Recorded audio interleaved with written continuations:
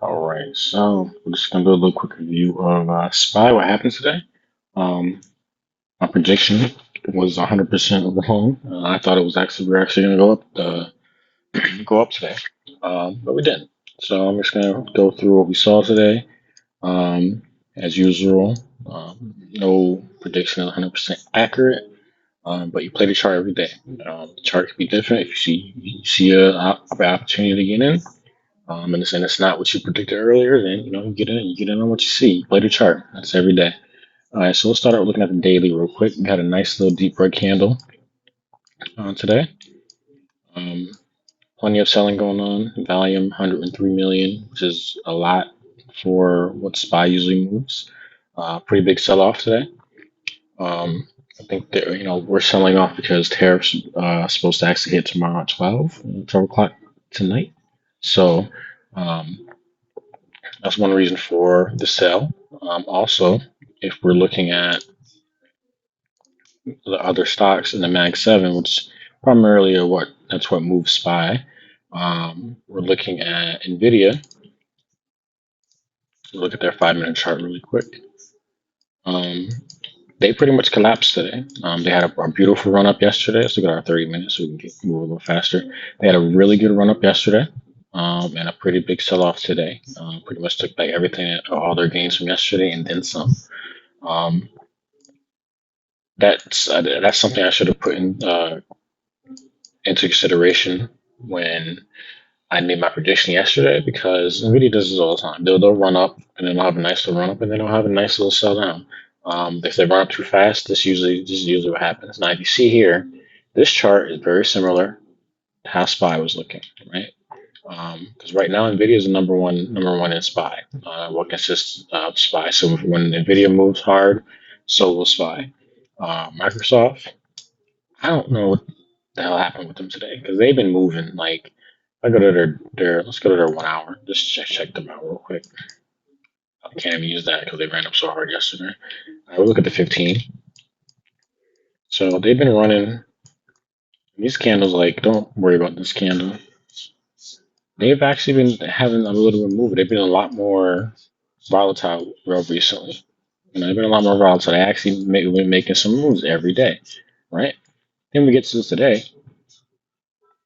Look at their little 5 minute chart. They pretty much tanked and then just traded across with a slight incline to the downside all day. Didn't do anything. And they're number two in SPY, mind you. So if they move, SPY is also having a reaction. They did nothing today, right? Nothing. Like, I was so surprised when I seen this. I was like, well, Microsoft's not doing anything. If they end up falling out to the top or bottom, then SPY's gonna have a reaction along with what Nvidia's doing. It's gonna be pretty hard reaction, or either that or they cancel each other out. Nvidia and Microsoft, their moves be opposite. SPY won't do anything. Um, and this is disappointing. I wanted to just see them do a little bit more today, but it is what it is. I'm counting this up as some kind of manipulation. Or that they were just trying to hold the price there so the SPY didn't completely fall at the bottom. Whatever. Cool. We'll go to Meta.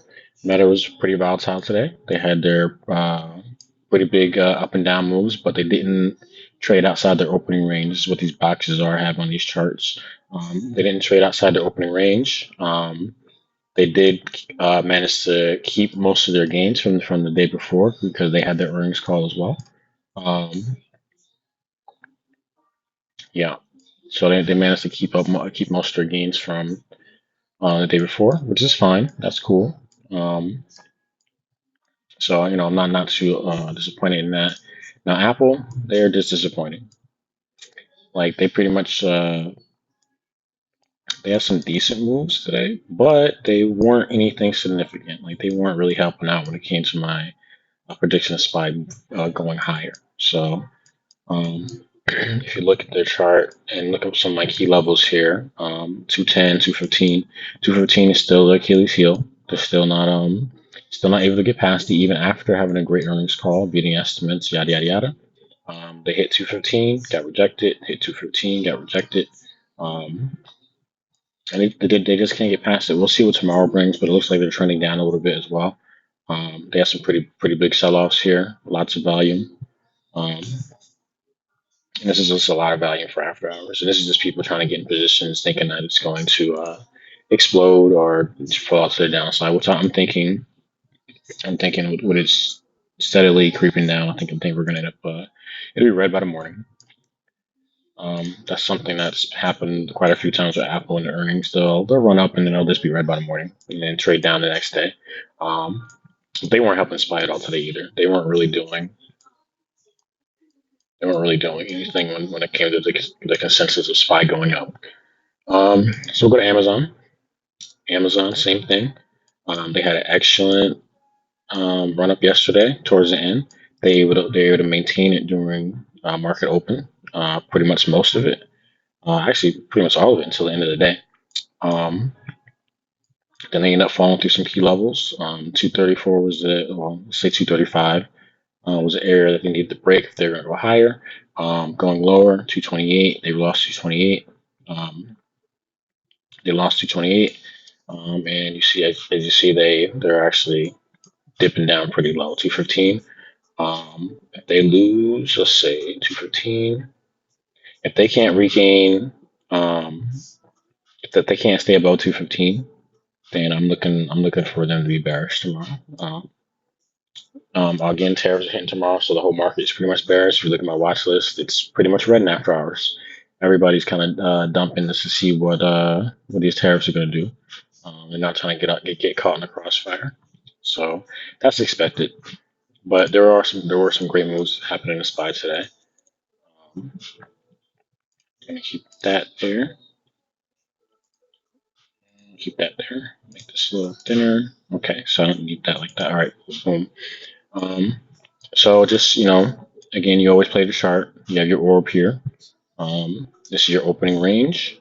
You wait for it to break outside your opening range before you get into your position, and then just ride in the direction it breaks out in. That's not. Um, that's typically how you play it every day. If we see some other moves, then we'll do that. Combined with our Bollinger Band and our oscillator, we look at those values, see where they're at, to give us a good idea if we're going to get in or out, and whether to stay in or get out. So typically, today I got caught up in calls. To the top side, 643 was so between 643 and 645 is what I said yesterday. Um, and it hit the top here and then started to reject down. So I ended up losing out on the calls, but the puts were lovely today. They were lovely. I ended up switching direction about halfway through the orb. Got puts, rolled all the way down here. Now, if you understand how your oscillator works, I don't. You can use your K and D line, but I kind of primarily pay attention to the K line, just because when I know that value is low, I know that it has the potential to reverse, and also the fact that it kept popping out the Bollinger Band, which I knew with it being that low, and then you popping out the Bollinger Band, you have a good opportunity for it to reverse to the other side. So that's what we were waiting for tomorrow. That's what I waited for. Got out here at the bottom. Very good play to get in. Um, on top of that, if you're looking at, if you have your key levels on your other stocks marked right here, 180, around this same area, when the video lost 180, that's when SPY was dipping down very hard. And implied volatility really is really what um, got you paid on these puts here. Implied volatility was lovely, especially if you got outside the money. It was like 30 some percent.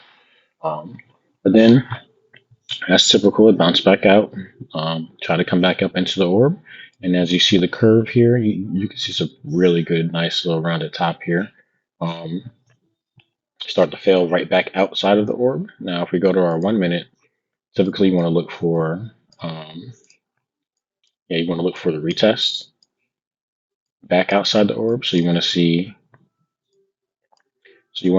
it come out, come back down to the bottom, come back in, retest, and then you're safe to get into your puts. You want to see it come out.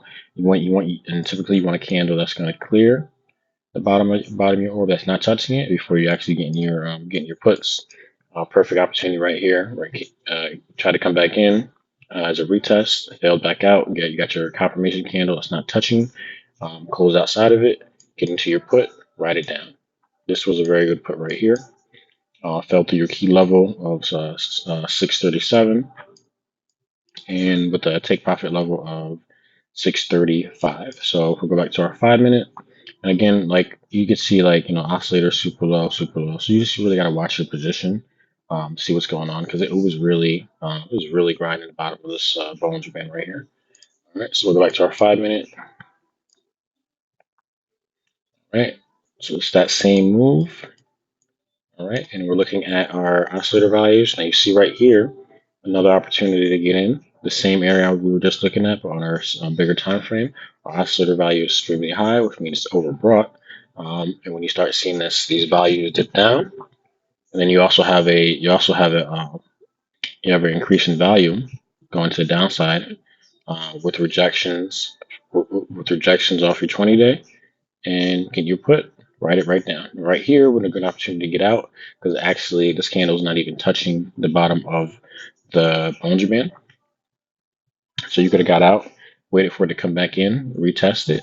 And what I always look for is if it's gonna go lower, you gotta get some more room on this on you gotta make these values on the K line have to be a little bigger. So we're waiting for the values on the K line to get a little bigger.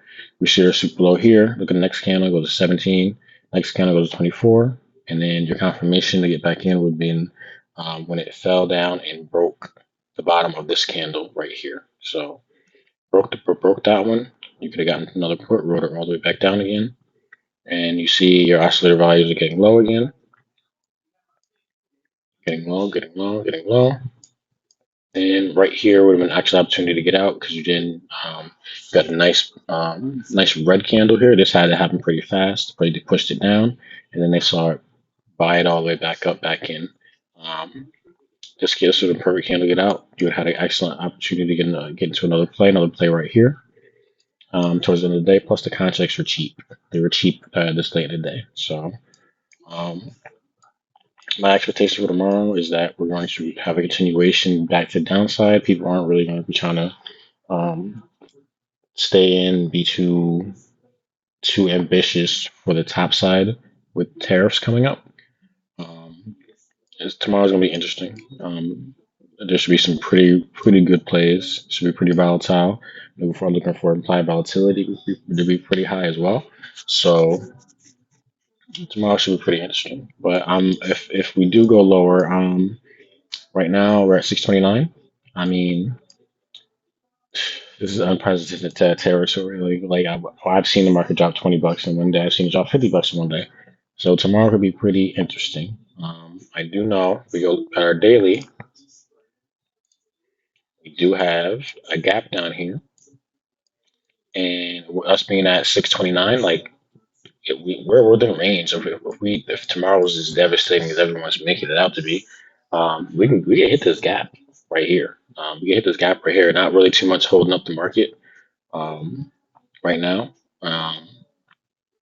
and it could be interesting. I'm definitely going to be watching very carefully and getting to positions that are high probability, and capitalizing whatever opportunities I see.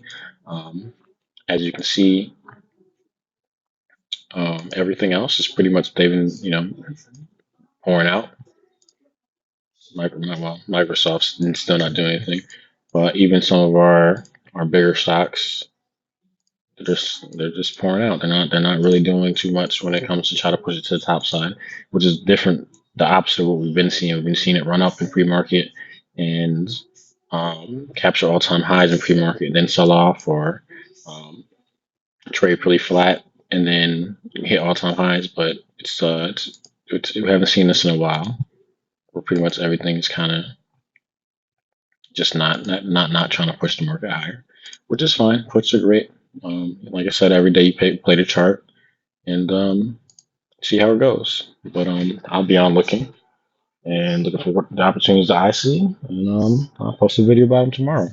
With that said, check out the description. Hop in the Discord. We do a Discord at 8 o'clock every night, Monday through Friday. It's about 7:30 now, so we'll be hopping on Discord in a little while.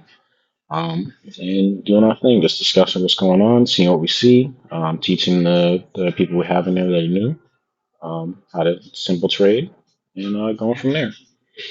All right, I'll highlight y'all. Peace.